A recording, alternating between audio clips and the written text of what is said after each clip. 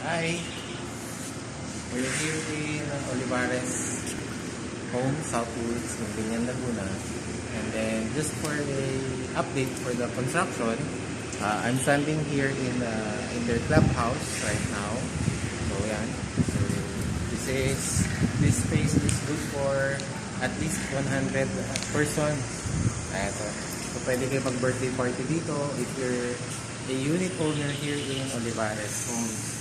And then we have one here, one single detached house. Ellie. I mean Clover.